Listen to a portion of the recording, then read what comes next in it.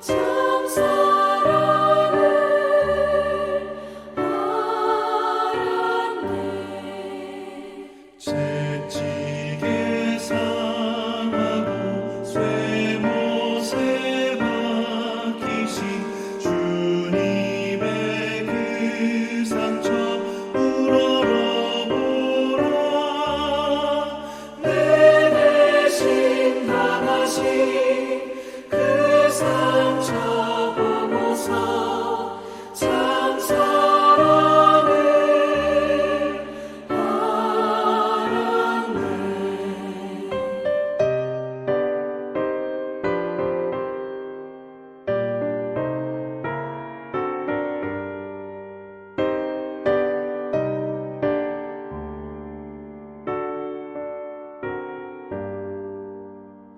골고다 언덕에 주께서 달리신 고통의 십자가 우러러보라.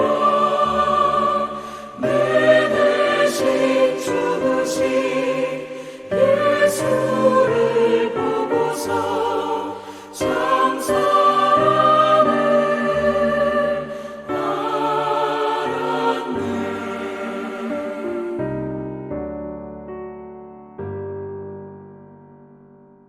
우리는 살아가면서 무슨 말을 해야 할지 몰라 당황할 때가 있습니다. 가족을 위로해야 할 때, 누군가에게 복음을 전해야 할 때, 중요한 결정을 앞두고 자신의 생각을 이야기해야 할 때도 있습니다. 그럴 때 우리는 제가 잘할 수 있을까요? 제 말이 도움이 될까요? 라며 자신이 없어질 때가 많습니다. 그러나 하나님께서는 연약한 사람을 외면하지 않으시고 오히려 부족한 사람을 사용하시는 분이십니다.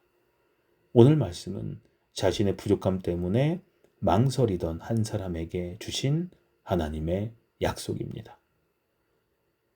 오늘 우리에게 주시는 하나님의 말씀은 출애굽기 4장 12절입니다. 이제 가라. 내가 네 입과 함께 있어서 할 말을 가르치리라. 이 말씀은 하나님께서 모세를 부르셨을 때 하신 말씀입니다. 하나님께서는 모세를 애굽으로 보내어 이스라엘 백성을 구원하는 사명을 맡기십니다. 그러나 모세는 쉽게 순종하지 못했습니다. 그는 자신의 나이가 많다는 것도 이유로 삼았고 백성들이 자신을 믿지 않을 것이라고도 말했습니다. 무엇보다도 그는 나는 본래 말을 잘하지 못하는 사람입니다. 라며 자신의 부족함을 계속 내세웠습니다. 그때 하나님께서는 모세의 능력을 먼저 보지 않으셨습니다. 말을 잘하는 사람을 찾으신 것도 아니었습니다. 하나님께서는 모세에게 이렇게 말씀하셨습니다. 내가 내 입과 함께 있어서 할 말을 가르치리라. 이 약속은 모세에게만 주어진 말씀이 아닙니다. 하나님께서 맡기신 일을 감당하는 모든 믿음의 사람들에게 주시는 약속입니다. 성도님들, 우리는 종종 자신의 부족함만 바라봅니다. 나는 아는 것이 부족합니다. 나는 말주변이 없습니다. 나는 믿음이 약합니다. 나는 다른 사람들처럼 잘하지 못합니다. 이런저런 생각 때문에 하나님께서 맡기시는 일을 우리는 망설일 때가 참 많습니다. 하지만 하나님께서는 우리의 부족함보다 하나님의 함께하심을 더 크게 바라보라 라고 말씀하십니다. 하나님께서 함께하시면 부족한 말도 사람을 살리는 말이 됩니다. 평범한 한마디가 위로가 되고 짧은 간증이 누군가의 믿음을 세워줄 수도 있습니다. 복음을 전하는 것은 우리의 말솜씨에 달린 것이 아니라 말씀을 역사하게 하시는 하나님의 능력에 달려 있습니다. 근데 우리의 삶도 마찬가지입니다. 가정에서 자녀에게 믿음을 전할 때도, 교회에서 누군가를 격려할 때도, 직장에서 정직하게 살아갈 때도 우리는 혼자가 아닙니다. 하나님께서 우리의 입술과 우리의 삶을 사용하고 계십니다. 그러므로 하나님께서 기회를 주실 때 두려워하지 마십시오. 완벽하게 준비된 후에 시작하려고 하지 마십시오. 그저 순종하며 한 걸음을 내디딜 때 하나님께서 필요한 지혜를 주시고 해야 할 말을 생각나게 하시며 감당할 힘도 허락하십니다. 돌이켜보면 우리도 그런 경험이 있습니다.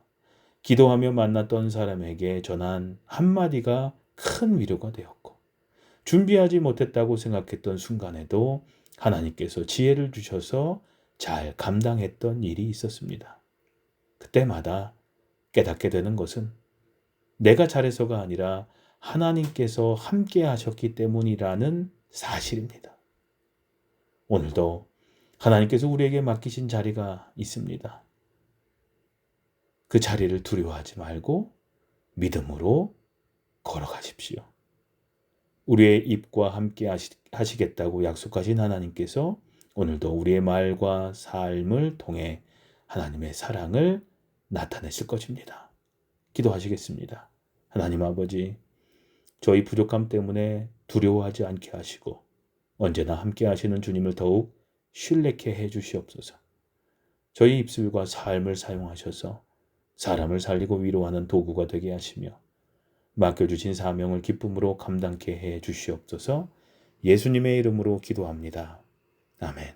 주님, 오늘도 제 입술과 삶을 주님의 도구로 사용하여 주시옵소서 하는 기도를 잠시 더 하는 시간 갖도록 하겠습니다.